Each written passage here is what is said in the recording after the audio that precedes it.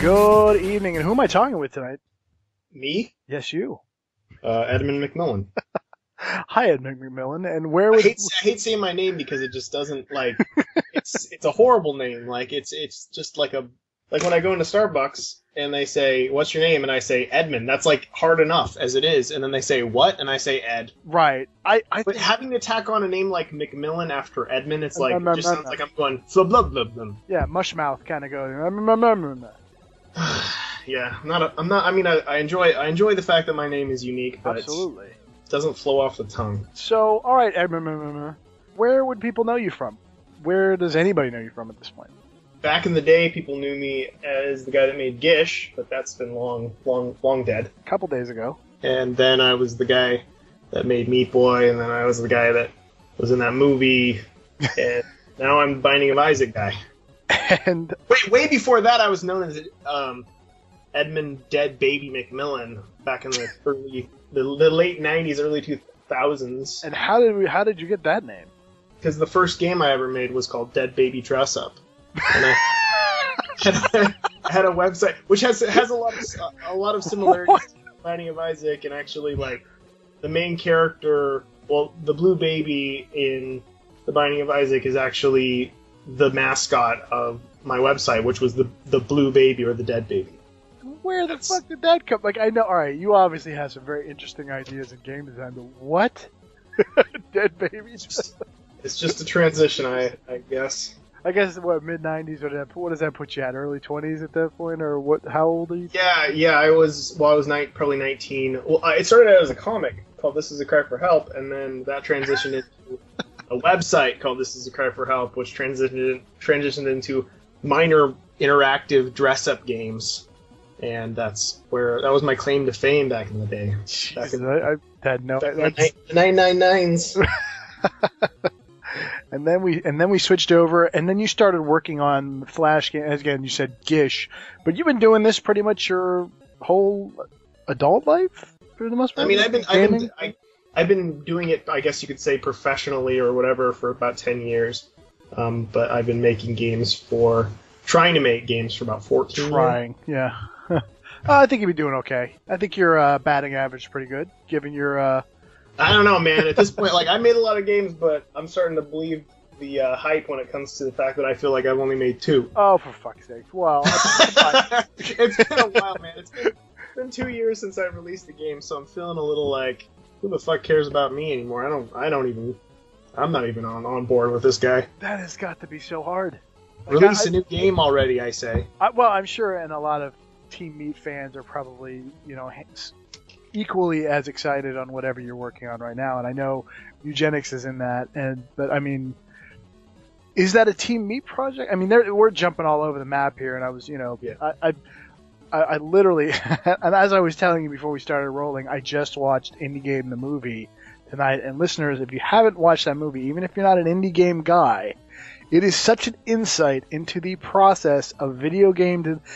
It's just the trials and tribulations of a 2 or 1-man shop trying to crank out a game. It is amazing. And Edmund and his teammate Tommy, whose last name I don't think I know. Tommy. Reference. There we go. Man, just the stories coming out of that movie. It is a piece of work. It's just so definitely go out and watch that, and then listen to this interview, and you'll definitely have a much broader understanding of just the hell these guys had to go through to put something out and get Xbox on board. And I mean, what? Yeah, it was an interesting trip. Yeah. It's people always say, like, well, I guess the ongoing joke is, I saw the movie, and before the movie I wanted to make indie games, and now I don't think I want to. It's well, yeah, exactly. That's is making games all that dramatic all the time, and the answer is very much so no. Like, it was a series of isolated incidents, which were the culminations of our career, and they just happened to be documenting a few people that were working on their greatest project and their all or nothing, Oh, absolutely. life's work kind of. It was like that was as good as it was going to get. Like Meat Boy was going to be the best thing I'll ever make, and hopefully I'll make enough money to move out of my shitty apartment and have somewhat of a future. And it wasn't, I made 30 indie games before that were, Flash games and whatever else. And some of those I got sponsored and helped pay the rent, but realistically, this was the first thing where stress was involved, because it was a career make or break. This was what the industry would know me for, was this game. So, as well as, Fez and Braid, it was the same situation. These are all of our kind of like, we're pushing into the mainstream at just the right time. This is who we are. This represents us and who we are. And there was a shitload of pressure involved. Oh my God. Like, just and watching making indie games isn't necessarily like that. It might eventually one day be like that. I hope not. For whoever's listening, I hope it's a breeze, because everything before and for the most part after has been a breeze. But they happened to be filming when things were quite less than breezy. Right, and it's good to see that. I mean, the starving artist thing sounds great and all, but sometimes, you need to see the hundreds of emails and the 20-hour work days where you're just sitting in front of your machine and just banging stuff out and not interacting with people. And you were married at the time when all this was going on, and thank God you had a wife who was willing to put up with that kind of craziness. But again, which isn't easy at all, and that's another thing that a lot of people... There's a lot of illusions that the movie might cast, as well as like the strength of a relationship. Like me and Danielle have been together for a very long time, and we've struggled to stay together through all these things. Like, if you're a workaholic like I am, like regardless of the stressful situation, I'm working most of the time, and I have to set aside time to make sure we're connected and always make sure that we are stable, because it's very easy to let go of that and just assume the other person's fine and just get to work because that you're working towards your future. Right. You turn around and you realize you haven't spoken to that person in days. Yeah, it's not easy, but having her there has been major support for everything that I've done for a very long time. And that has to be, and not just for her, but that has to be an awesome feeling to finally get that validation when Super Meat Boy came out and you guys really knocked it out of the park. Your first real at bat coming out of the gate like that, and then the validation for the long nights and the hard. Was it kind of one of those, like, after this all kind of washed over, the two of you, it was kind of like, that was all worth it. I'm glad we did all that. Let's go ahead and do it again. Here we go with Binding of Issac. No, I'd say that if you asked either of us in the first couple months after release if it was worth it, we would both said no. The movie was at a high point in the end because they were asking a lot of the right questions. They were asking a lot of the right questions that really pulled me and pushed me into a place that I was feeling very emotional about everything. I was happy. I was very happy. But the happiness is so fleeting when you've got the person, the company who's representing you basically just pummeling you to death and taking your money and taking this and that and getting charged for this and that and just losing. It felt like right after the credits rolled, Tommy and I were losing until we released on Steam, and that's when things actually did pick up.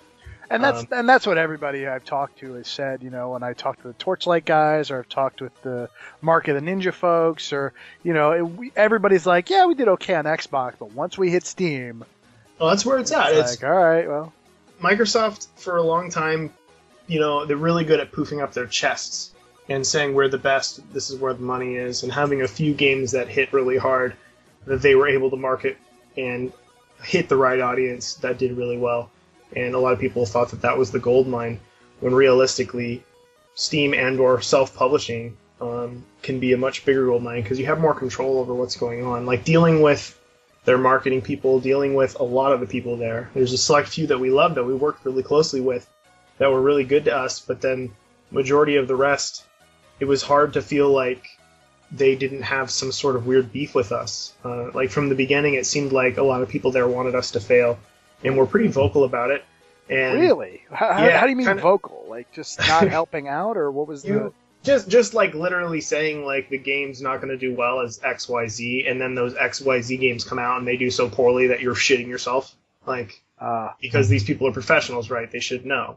But right, they've seen all the numbers. They know how this. Yeah, I know. You think that they know, and then when someone's telling you that, you're pretty destroyed by it. And then they did a lot of horrible things. Like there's a lot of stuff in the movie that you don't see. There's a lot of stuff that I can't even talk about that you didn't see that they actually caught because of NDA and stuff. But you could basically assume that anything that might have happened when a big corporation deals with a small person that they don't care about was what happened. Like for the most part, the people who represented us, like our publishing team, which was like 2 people, were really good to us and had our back the whole time, and were telling us the whole time that those people don't know what they're talking about, but they're the ones that hold the cards, they're the ones that hold the promotions, they're the one that hold the yes or no final answers, and it doesn't matter what you say.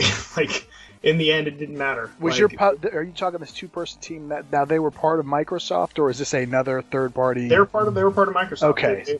There was one guy who basically said, this is going to be the game that I do. This is a game I believe in, and I'm doing it, even though everybody else said no because this game's not going to do well.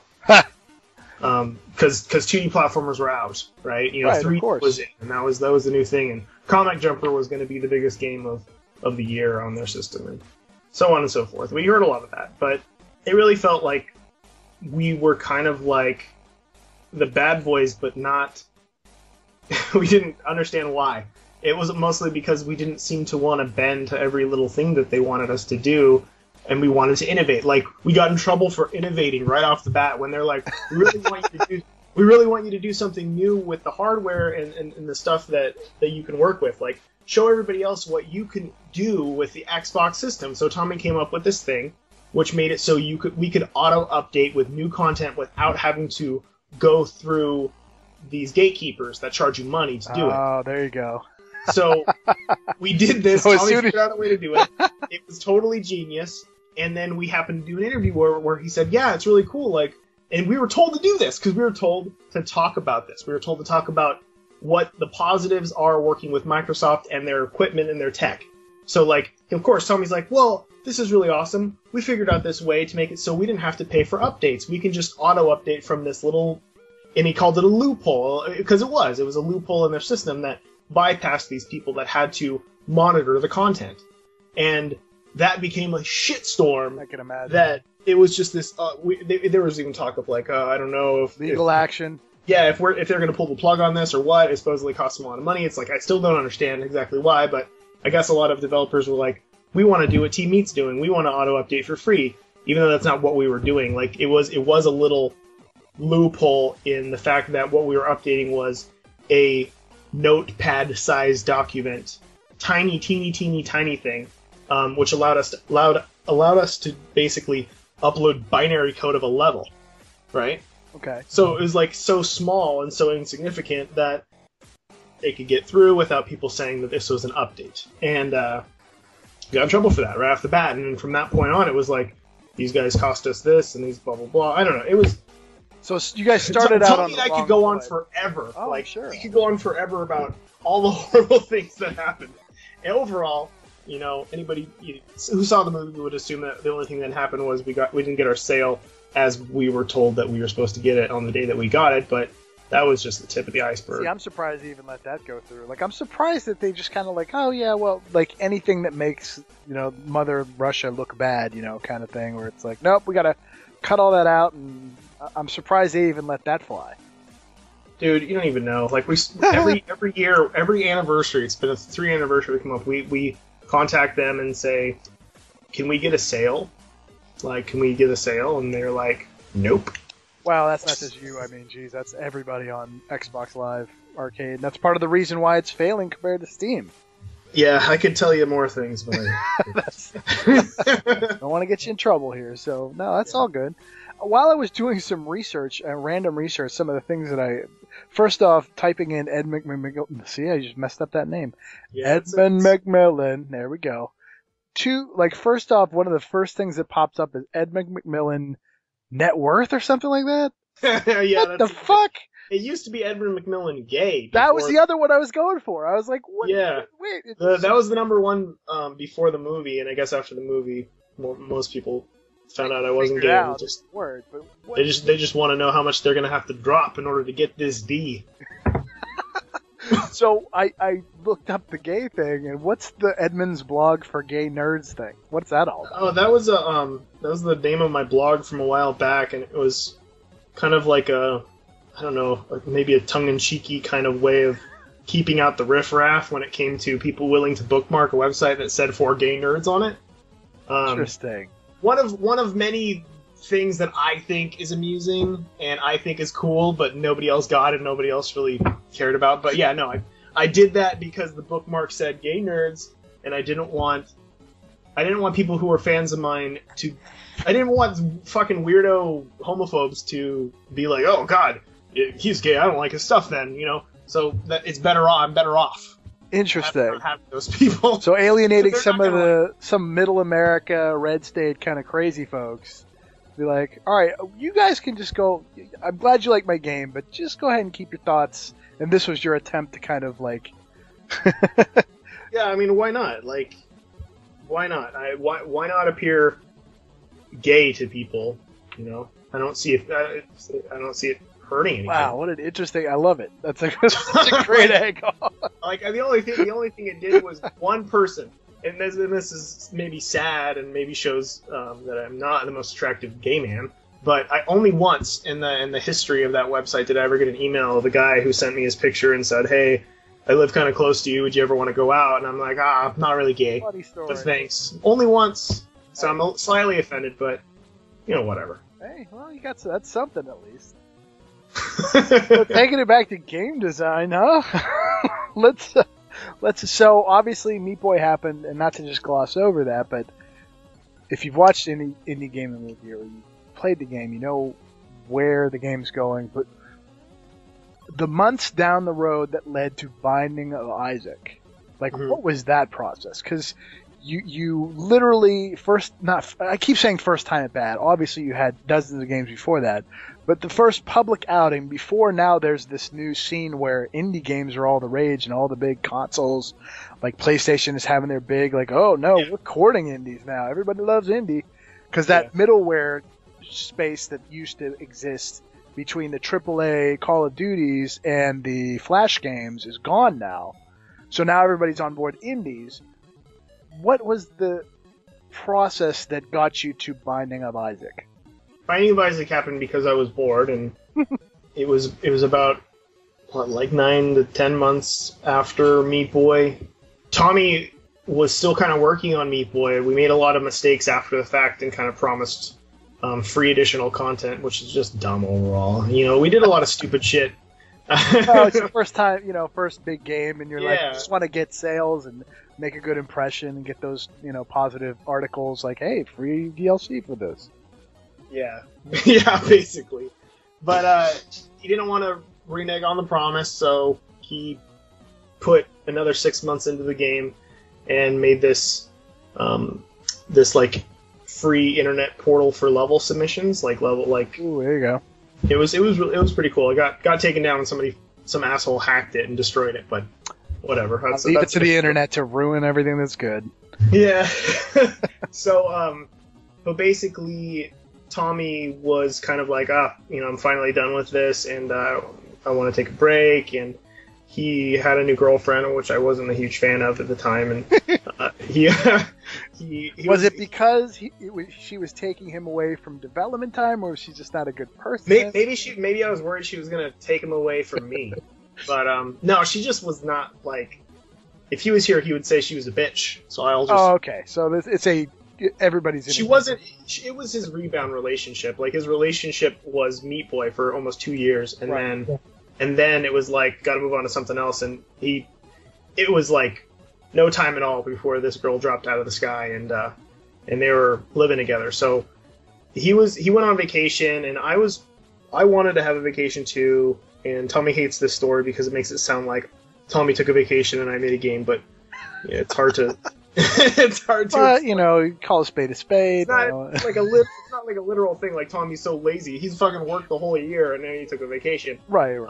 And if anybody deserved it, I wanted to relax, and I wanted to relax too. And I have fears of travel, and going to Hawaii would be like the scariest and most nerve-wracking thing possible. So air travel, you have a problem with? It's not as much air travel. It is feeling comfortable in an unfamiliar environment. Gotcha. Okay, that makes sense. Yeah, but yeah, I just thought, hey, I want to make a little game, and like it was originally just going to be a week project, something quick with a guy that I'd worked on games with in the past. His name's Florian. He's a kid from Austria who used to be. I met him because he was a fan of Gish, and he would bug me all the time on AIM and ask me questions about stuff, and finally, like, we ended up working on quite a few games together actually, and we just both happened to be open at the right time, right place, and I had this really rough idea for a game based on Legend of Zelda, and I wanted to do a roguelike because I wanted to prototype some roguelike randomly generated environment type stuff for a different game that Tommy and I are semi working on as well right now. But I want to get my feet in the water with it, so I just want to do something little. And the week project turned into a month project, and that month project turned into a 3-month project. And then when I finally had a game that I was happy with, which I hated for the most part for a very long time, and I don't know how I feel about it now, but I guess it's all right.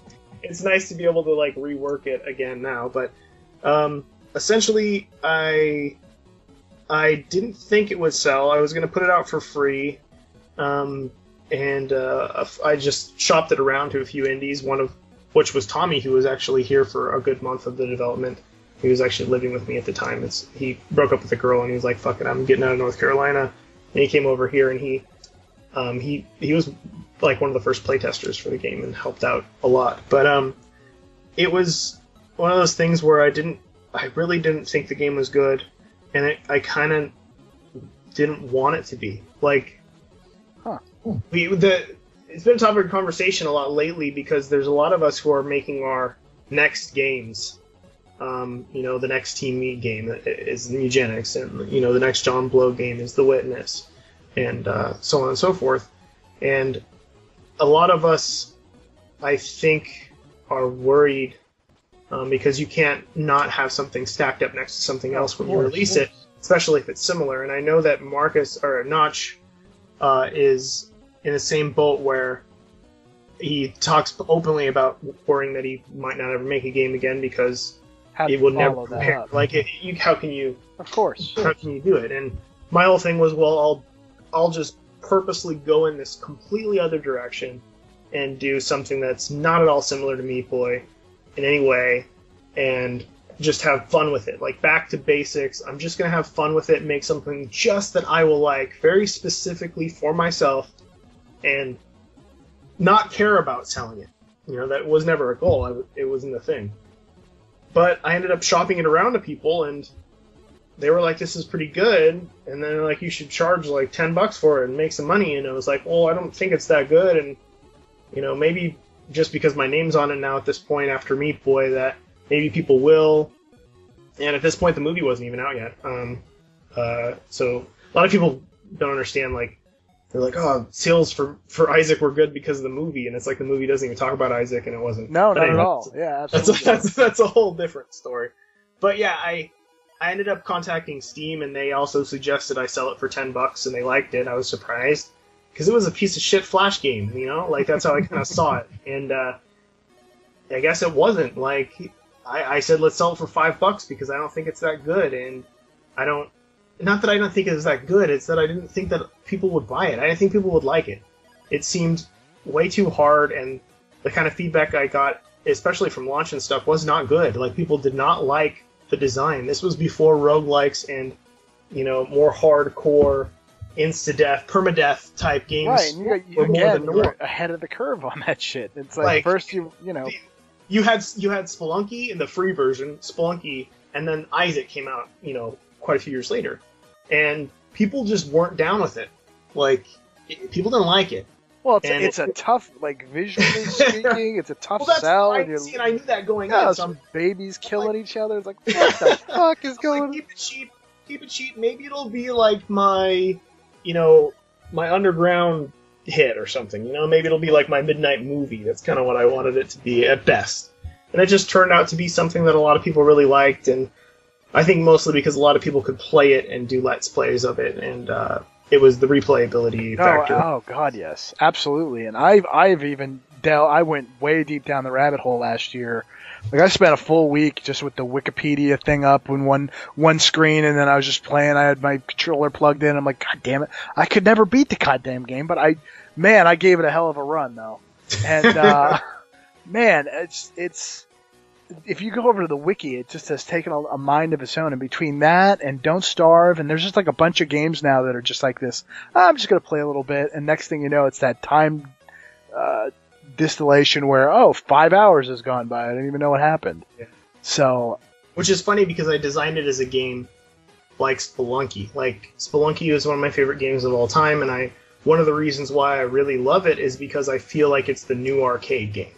I feel like it's the new pick up and play game anytime and put it down and get back to work. Like, it's a game I designed around my work schedule, something that I could play, die, go back to work. Right. It didn't take up 5 hours of my time. And Spelunky, yeah, that was another one of those. Like, I'm going to beat this goddamn game, and I finally did. But man, it was one of those, I'm going to learn these mechanics, I'm going to figure this game out, I'm going to dig into it, and man, that is another one of those just games that just rewards you for being patient, and you can beat it in 15 minutes. If you have a perfect run, you can get through Olmec in 15 minutes and be like, all right, well, that was nice, cool. Yeah, yeah, I love that game.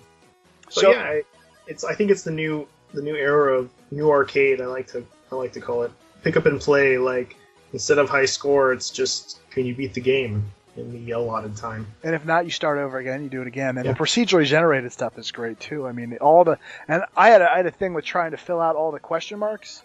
Like I was like trying to get every single item and every single man. That's just so. Yeah, it plays into my other obsession. I'm a collector. There we go. Yeah, I can see. I have my house looks like a hoarder's house. Looks like a hoarder's house.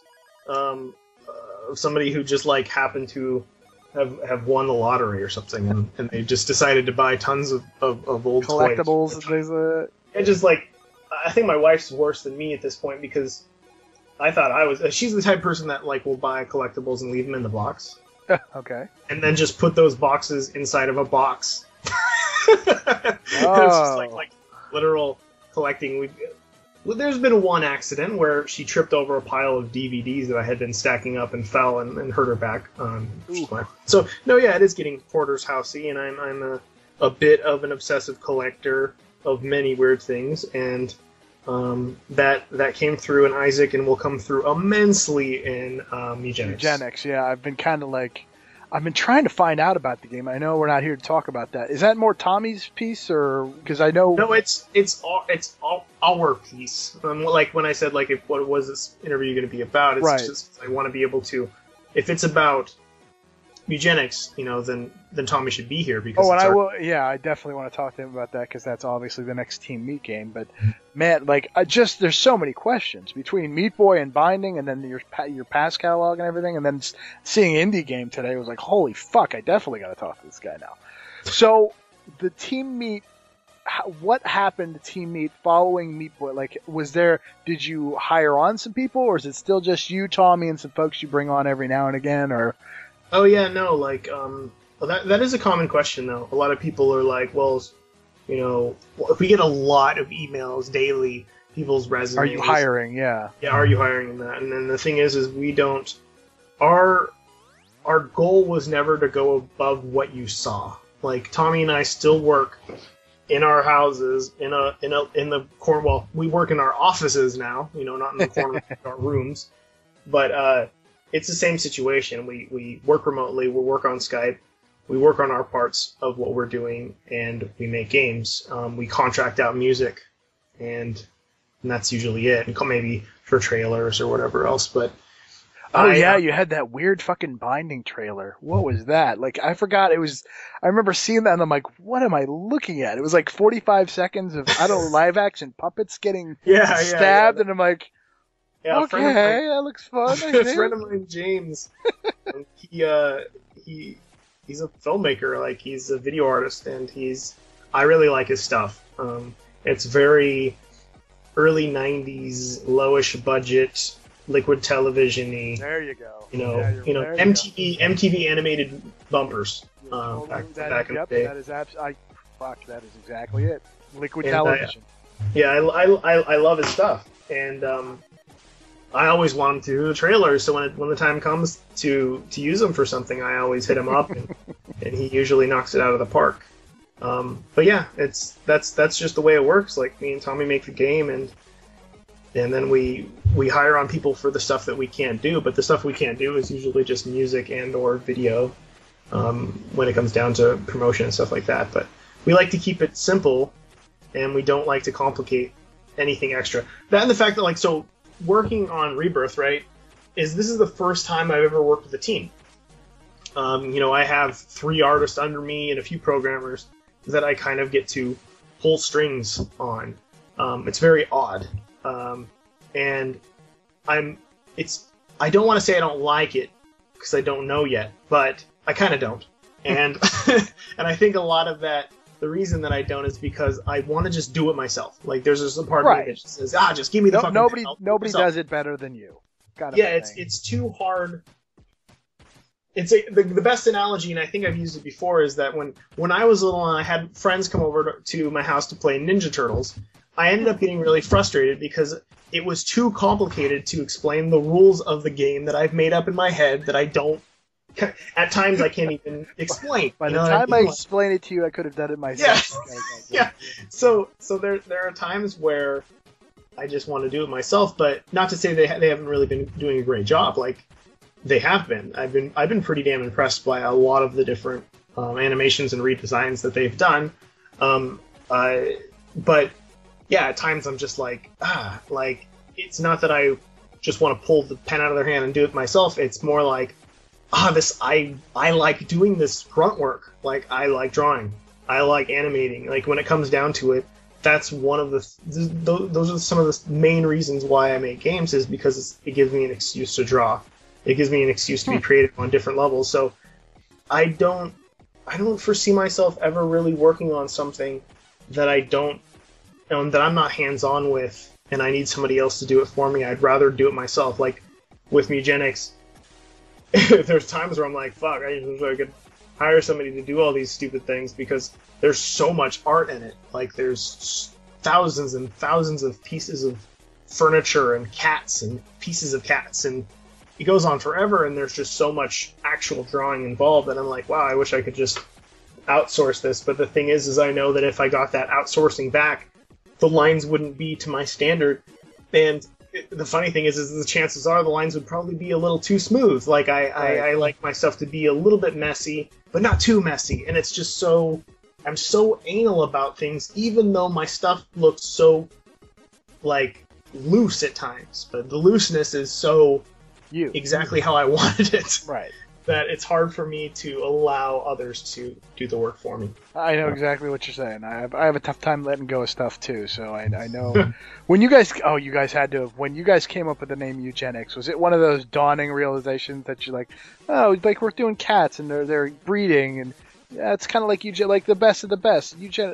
Wait, Eugenics. Like, how did that, like, that had to have been like a high five kind of thing, like, holy, that's it.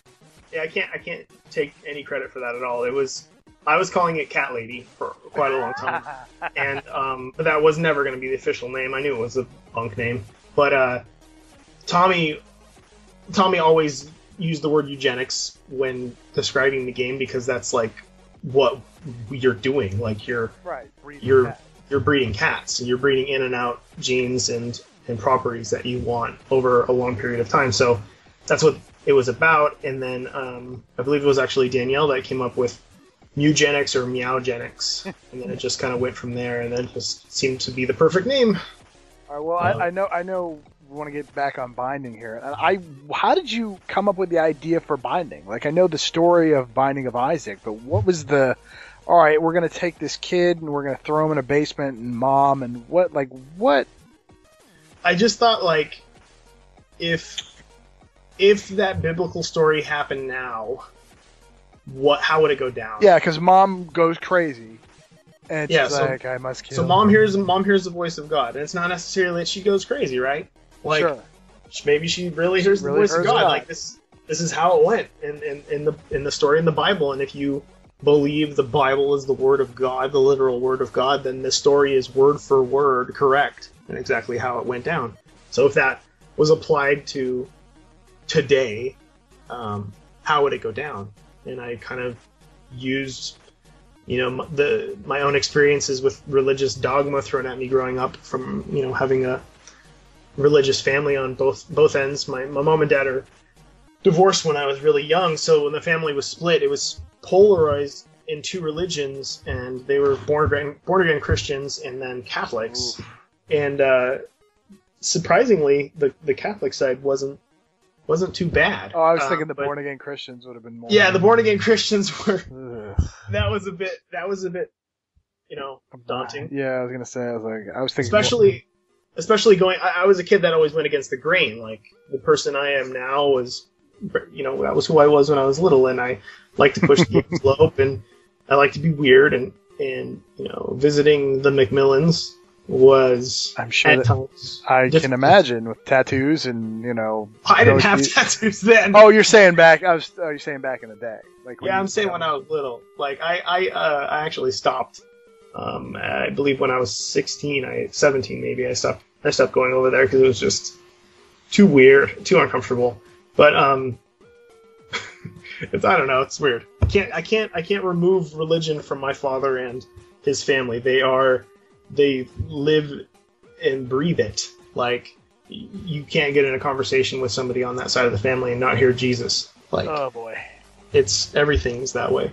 And yeah, I mean, what originally kind of started as a knock to religion turned into more of a celebration of the fact that these religions formed who I am now, and creatively more so. Like, I pulled so much from what I learned and heard from when I was little, from both ends. It was inspiring, and I can't avoid that.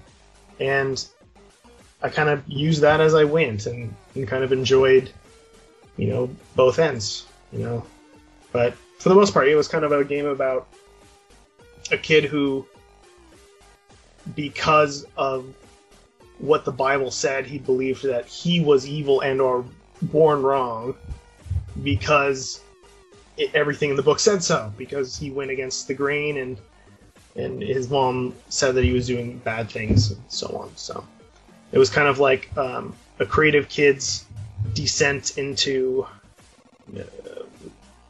the Bible, I guess. Huh. Please tell me you got boatloads of shit from Christian groups on this. You have to have gotten some hate. No, never. Get out of here. Are you kidding me? Not even in the slightest. Really? Nope. No, in fact, my dad just recently came down, and the first time I seen him in a year, and he was talking to me about how, because he's still very religious, and the youth group at his church, he gave them a copy of Binding of Isaac, which was DRM free, and installed it on all the computers so the kids can play it. What? And they love it. And I'm like, Dad, I don't know. Holy shit! And he's like, because he first thought it was like it's like, well, they're all like 16, 15, 16 years old. It's totally fine age-wise. It's like, okay, yeah, but what about the fact that by the way, a little anti-religious? And he's like, well, no one sees it that way because it's by the book. Yeah, okay. Sure. So, that's interesting in itself. And there's a lot of little things that, when you're working on a project like this, that you're pulling from personal things and or open-ended conversations, you get feedback that's quite interesting and quite. This is just one side of the coin. Like, people who believe that like my father does, don't see things the same way that we might. Wow. Yeah. I thought that was going to be a 10-minute conversation right there. Oh, let me tell you, I was getting death threats and no, it was burning a crosses in my front yard. Like, you can't take the look. Like, you're playing as Satan. Whoa. No, yeah, that kind of stuff is. I think it just comes down to the basic fact that those type of people don't play video games. I guess this is the closest thing that they have. And if the Binding of Isaac was a Grand Theft Auto size game that was that big in the mainstream, I'm sure somebody would have a problem with it. 2 million copies is great, but like, it's a 2 million copies on Steam. I don't know anybody who would be a Christian extremist that would play games on Steam or even right. Right. You've probably heard of Christian-focused gaming games out there, and they're embarrassingly ridiculous. And yeah, I'm trying to think. I can't remember the name of the Left Behind series. That was it, Left Behind series, and they had like a series of holy first-person shooters, but nobody was shooting anything. And this is like all that kind of. Man, I guess if that's what they think video games are, or maybe they think, God, I can't even. That's a whole conversation in of itself, I bet. But yeah. So the Rebirth. So you were you part of the Sony 11 there on the stage at E3 this year? No, I missed that boat. I was supposed to be, but we couldn't finalize contracts in time, so we had to push it back to the German show. Gamescom. Yeah.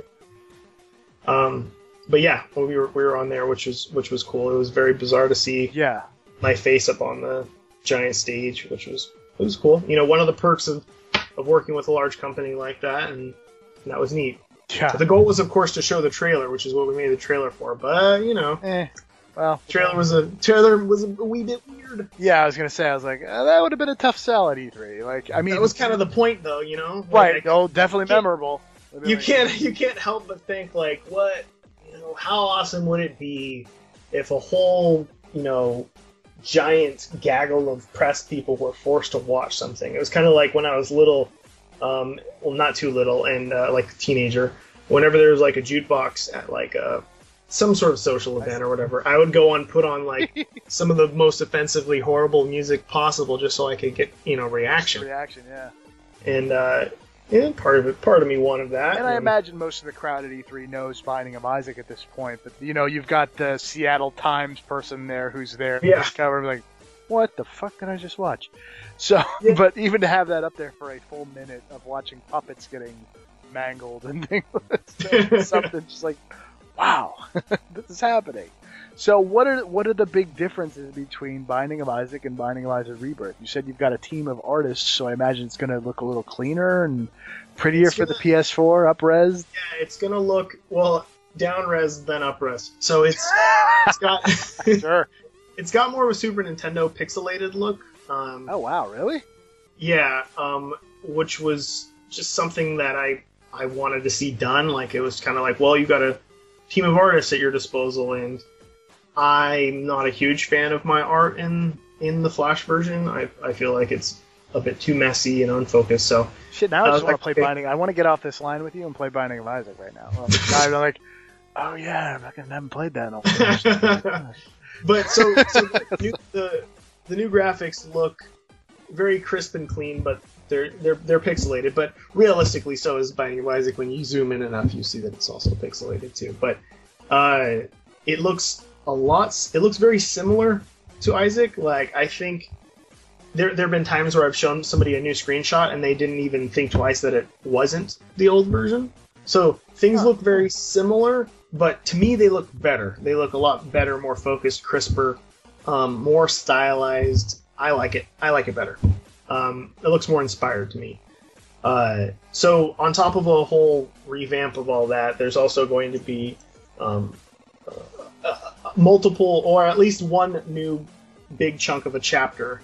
There's like 16 bosses, like 20 plus new enemies, and over 120 new items at this point. Oh, Christ. Not to mention, like, it's essentially like the goal was, so we've got Binding of Isaac, and then we've got the Wrath of the Lamb expansion, which I'm not. Oh, that's right. I forgot all about that. Yeah. So I wasn't super stoked with how that turned out, because we updated, and then our like master build FLA kept getting corrupted, and we couldn't seem to really fix what we wanted to. So we fixed what we could, but there were still things I wanted to kind of add to it. And I had another expansion planned, which was a Size of the Rational Lamb expansion. On top of that, that was going to expand the game even further, which essentially what this is, plus a ton more stuff. Lots and lots of extras to just basically make the game. If you feel like it was replayable now, it should be infinitely more replayable at this point. There's going to be a lot of new features, loads of new challenges, and loads of new rewards for those challenges.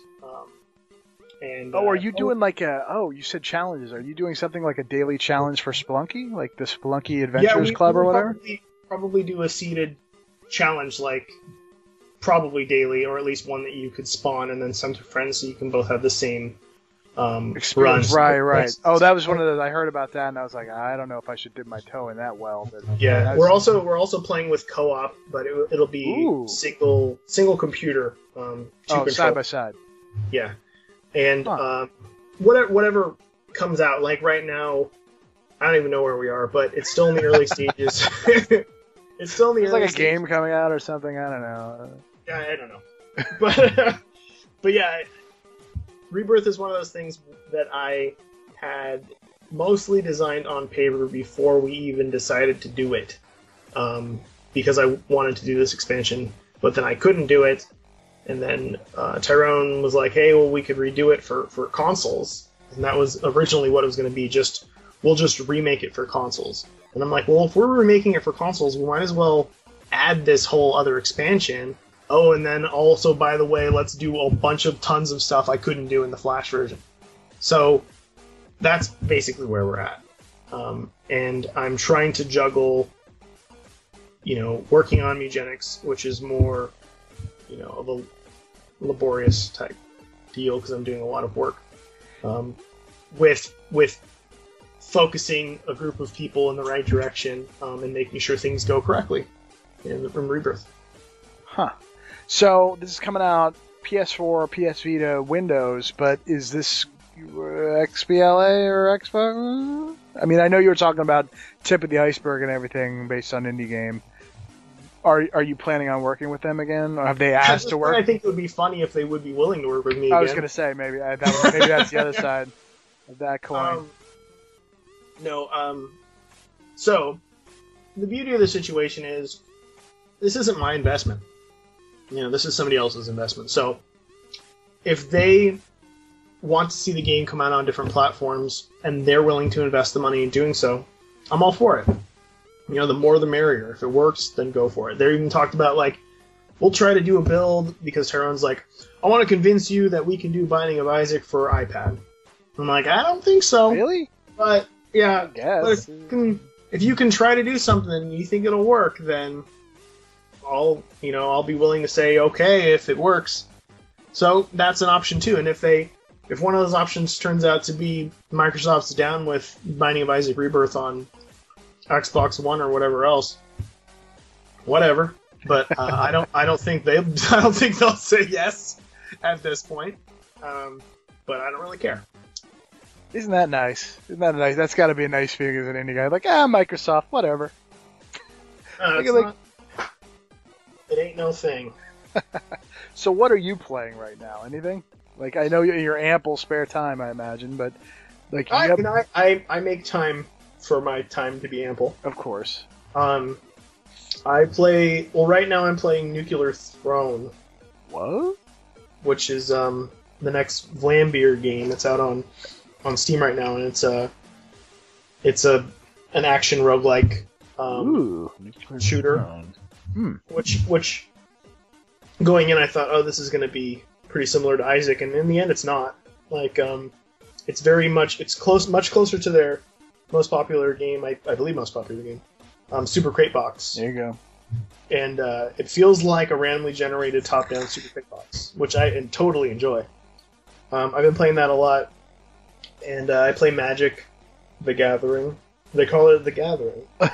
Is it online, or are you actually playing, I play online. I play online a lot, and I play in real life, sometimes on Fridays or Saturdays at my house, I play a lot of different draft formats, like Cube and stuff like that. And it's kind of like my go-to. And I just got Pokemon, and I'm trying to find time to get into that one. So what are your thoughts on all this next-gen stuff with the PS4, Xbox One? Like, what are your thoughts on the Steam box? I wish I could say that I cared more than I wish I cared more. But I can't say I'm, like, that excited about it, because the games I buy are on Steam because that's what's the easiest. Like, I've got my computer here. I think, like, the sad reality of the console in general is there's always going to be a group of people who play console games and want to play the console experience, but when it comes down to it, I think the majority of people who don't even identify as gamers are either going to play things on a computer or their phone. And those are the two spots that people will play games the most, because those are the easiest and everybody's lazy, and I'm one of those lazy people. And there are times where I'm like, well, I did buy Grand Theft Auto, so I should play it, right? But, oh man, I don't feel like turning on that fucking... Then I gotta switch over the component to HDMI 2. It's gonna load. Never mind. And it's a 20-hour game. Even I've got two monitors here, man, so I can pop a game up over in the corner and then the browser on the other one. Look at my stocks and bonds or whatever people get these days. The Bossack. Yeah, there you go. But yeah, I would be more excited about next generation stuff if I felt like there were new designs that were as innovative, or maybe it's like, I don't even know. I don't even know if the new consoles are that innovative, so I can't say that I wish there were designs on par with the innovation of the console, because maybe it's just kind of going with the theme of the console and not being that innovative and just being a little prettier. I want to see more cool designs, and I want to see more big budget cool designs. Like, I want to see another Fallout, not a rehash of Fallout. I'm talking about another grand scale.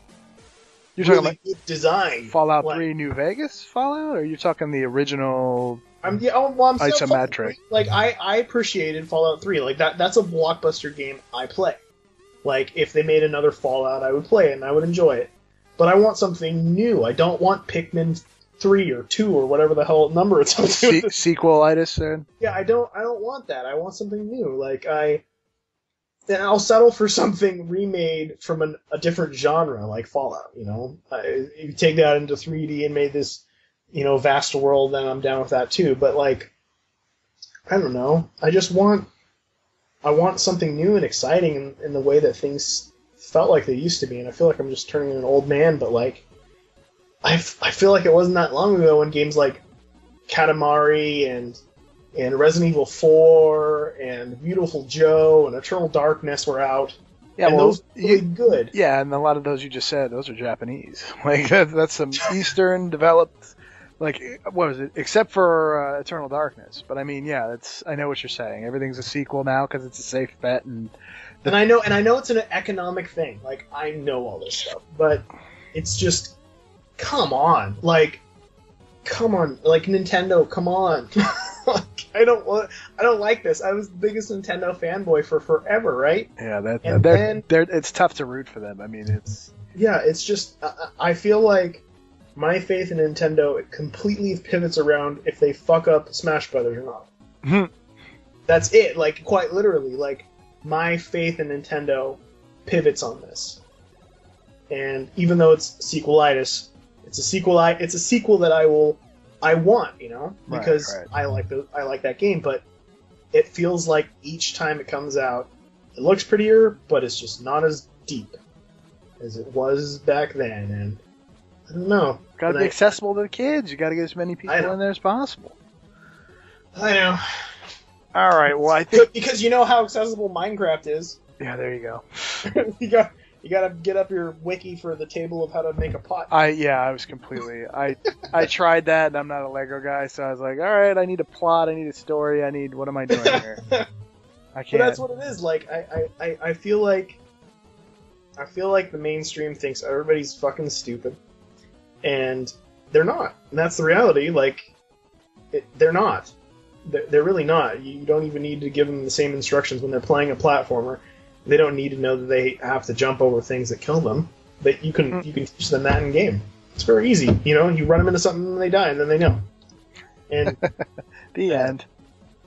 I'm sick of playing games where people are trying to, you know, write a book for me that, you know, if I wanted to read, I would have read. You're talking the tutorials in games, or just in general, like stories? I'm just like the long, drawn-out stories that could be essentially given to me with little bits of witty dialogue and gameplay. Like, come on. Don't beat me over the head with it. Just kind of infer. Yeah, I just want to play a game, and I know I can get the story from what I'm doing in the game.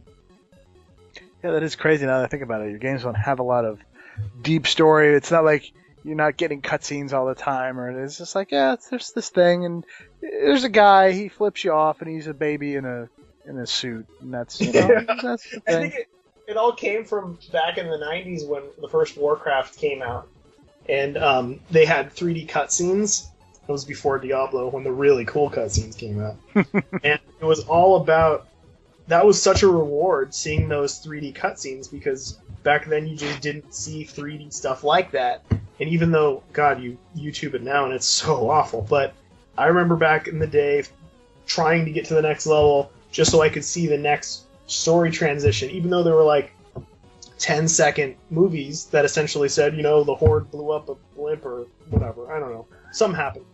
But, like, that's all I needed, and it felt like a good reward, and I feel like the people who kind of grew up in that era have fond memories of what they felt like those cutscenes could have been, which would be like 3D movies, and then people just got pretty fucking obsessed with that whole thing and went crazy with it. Not to say that there isn't a place for it. It's not I know there's people out there who really like that stuff, and that's fine, but I'd like it to be a little more balanced. Like, I just don't... I'm the kind of guy who hits start right away. Like, right when I see something going, like, I got it, dude. I got the fucking story from the cover box. Back of the box quotes kind of thing. Got it, alright, I'm saving the universe. Alright, I'm on it. Like, unless it's witty banter or something amusing, I don't care. I just want to play it. Well, that sounds like a good enough place to cut things off here. Is there anything else you want to tell people? Any other? Your friend have a band, or you have a website you want to like? Anything out there that you want to plug outside of the? No, I got nothing. Nothing to fuck. Nothing right now. No. All right, we'll figure that ask, but you know. Well, wait for me. Next year. Next year's gonna be the cool big year. Oh, I'll bet it's gonna be an interesting year for y'all. Actually, do you have a gold-plated Lamborghini yet, or you got one you're looking at, or? No, I'm not. I'm not that type of guy. I got a. What did I get? I got a Prius. There you go. The sensible car. Yeah, yeah, it's funny too. Like when I talked about winning the lottery and filling my house full of garbage, I'm cheap, incredibly cheap guy, to the point where like, I've got some newish friends who actually knew about me through the movie before they kind of knew me, and like play Magic with them or whatever at different places, and I got a comment the other day saying, so that Meat Boy money didn't really change how frugal you are, huh? And I was like, yeah, I'm cheap. I'm not. I'll never be comfortable with you being really poor all your life. It's very uncomfortable for me to spend money on anything that I feel like I shouldn't be spending more than X on. So I tend to be pretty cheap, and my collections are isolated to things that only I like and would appreciate. I'm sure I could. Do you know what a chick track is? No. No, of course you don't, because nobody does. They are religious pamphlets that are comic books. Oh, I know what those are. I know exactly those little monocolored. Yep, they've been around since the 70s. That's what those things are called? Yeah, chick tracts. The guy who made them they're called Bible tracts, but we call them chick tracts. We, as in me and one other guy who collects them. But they're way over the top, really hateful, really great, in every way. I appreciate in all the wrongness that they exude. But the guy who wrote them and who drew most of them. His name is Jack Chick. He's like 90-something years old. People don't even know if he's alive or dead at this point. It's very cryptic, but he's been making these things, millions and millions of these things, since the 70s, and they're so telling when it comes to the fact that this guy still is an artist and he still can't help but write about his own weird fears and anxieties and, you know, whatever. Even though he's basically trying to quote the Bible at all times, he throws his opinions in there, and you get to see this, like, really scared, paranoid, delusional artist, which is what he is, and a pretty hateful guy. But I collect that stuff. That's what those things are called. I've seen those. Yeah. Throw them around places. Like, people try to... I don't know. They hide it in, like, library books. Absolutely. They fucking just pop up, and it's like... He tells them to do that. Here?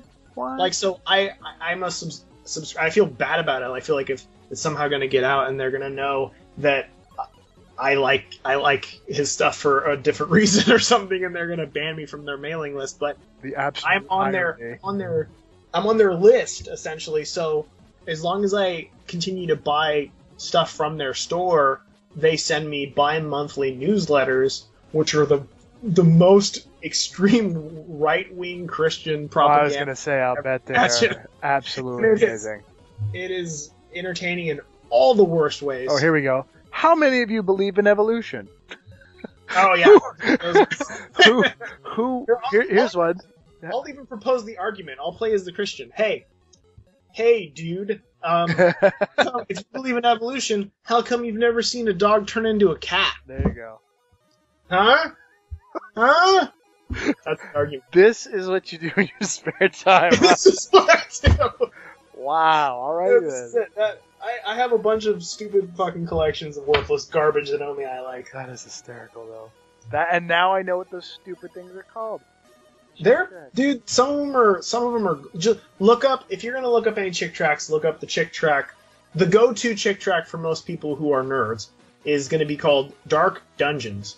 It's about D&D. It was made in the 80s. It's like the peak of like Christian propaganda, and like Satanists are sacrificing children and all this other stuff. Like that's the go-to one. And if you want to delve into the darkness, look up one called Lisa. It's about a father who has sex with his daughter and gives her AIDS and she dies. Ooh, that's a fun one. What's the lesson there? I believe he goes to heaven when he accepts Jesus. Super. Yeah, that's a good story. That's a good message to get out there. The conclusion usually is like, let's show somebody doing the worst things possible, and then get on their knees at the end, accept Jesus, and go to heaven. Or there's like an innocent guy who's just like, I don't know, I don't really believe in all that, and then he gets in a car accident and goes to hell. And it's really great. It's good. It's good stuff. Yeah, I'm one of few who go on eBay and look for old alt tracks. And the stuff's like crazy collectible though. Like he does, I feel like he knows it because he'll do variations. Like he'll do a variation in the 90s that he'll do another variant of in the 2000s where he just changes the cover a bit, the colors. Timely. Yeah, and he'll actually update words. Like, and he's also got like borderline racist stuff where he'll have one called like, I can't remember what the actual track is called, but it's about these sisters. And there's the black version, which is called Soul Sisters. Yeah. And they talk a little jive. So, you know, he's got his pulse on the urban community. I'm sure as an old 90-year-old white man would. It's pretty great. I've been trying really hard to get some of his original art because I would love nothing more than hanging on the wall. Like he's like the G.G. Allen of the Christian right. Like this guy's out of control, and I want his stuff. So I'll email him and I'll try to talk in a way that I think is really believable. Like, oh, you converted me. Well, they use the word witnessed, so I try to use a lot of buzzwords that I know from their stuff. So I'm like, yeah. Someone witnessed to me when I was young, and I denied him, but then I started collecting your tracts, and it just turned me towards God, and so on and so forth. And I just want to thank you, and I'm kind of hoping that you have some original art for sale, and I never hear anything back. I'm sure you're not the As crazy as it might sound, I'm sure you may not be the only person who ironically collects these things. But man, we went down a dark hole there. Chick tracts. God damn. All right, Edmund. Well, I have wasted enough of your time this evening talking about this craziness, but certainly it is an honor to talk with you. Thank you for spending a little bit of time tonight, and this has been great, seriously. And keep up the great work, and I look forward to seeing you at PAX again. Yeah, much appreciated. I probably won't be there, but I'm sure Tommy will. Oh yeah, I guess there you go. He's gonna be doing something from eugenics again. Yeah. No, in either way, once that comes out, feel free to, if you want, to invite us on, and we can double team you. Absolutely. Oh my, that's another chick track right there. Yep. All right. Yeah. There's a wait. I want to conclude with. Please. There's a chick track where he talks about how gay people put contaminated AIDS blood in hospital blood to spread gay. I don't even know how it really. There you go. That's a works, but there you go. There's some reality. Fun parting words from Edmund McMillan, everybody, right there. No problem. Good night, everyone. And good night. Playing games, I'm the man with a gun. I'm an army of one. I'm the man with a gun. Killing sprees never been so much fun. I will never be done. I'm the man with a gun. I'm playing games. I'm the man with a gun. I'm an army of one. I'm the man with a gun. You cannot hide, you got nowhere to run. I'm a pro, there's no con.